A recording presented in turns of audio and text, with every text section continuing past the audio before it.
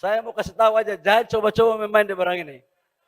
Ini, waduh, ngeri-ngeri sedap barang ini, saya kasih tahu. Belakangan publik tanah air tidak henti-hentinya dihebohkan dengan berbagai kasus yang menyita perhatian. Salah satunya seperti beredarnya foto diduga Ketua Umum terpilih Golkar Bahlil Lahadalia ditemani sebuah botol minuman keras berjenis whisky. Tak ayal, Koordinator Kader Muda Partai Golkar Lisman Hasibuan langsung bertindak dengan melaporkan penyebar foto tersebut ke Bareskrim Polri. Ada pula laporan yang dilayangkan Lisman terkait dugaan tindak pidana dengan tuduhan pencemaran nama baik dan perbuatan tidak menyenangkan. Laporan yang menggugat pelaku penyebar foto tersebut telah diterima oleh bagian SPKT Polri tertanggal 26 Agustus.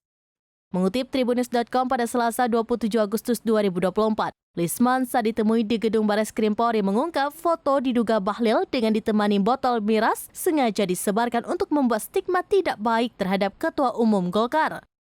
Menurut Lisman, belum tentu Bahlil meminum miras yang ada di foto, bisa saja punya orang lain. Lisman juga mengatakan ketika Bahlil sedang menerima telepon, akhirnya muncul momentum Ketua Umum Golkar tersebut difoto dan kemudian dijebak. Pihaknya juga menduga ada oknum-oknum kelompok internal yang dengan sengaja mensponsori untuk memviralkan foto tersebut.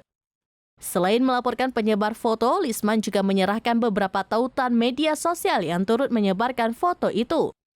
Melalui laporan yang diajukannya, Lisman berharap Bareskrim dapat segera menemukan siapa pelakunya dan mengusut masalah ini hingga tuntas. Saya mau kasih tahu aja, jangan coba-coba main di barang ini. Ini, waduh, ngeri-ngeri sedap barang ini, saya kasih tahu.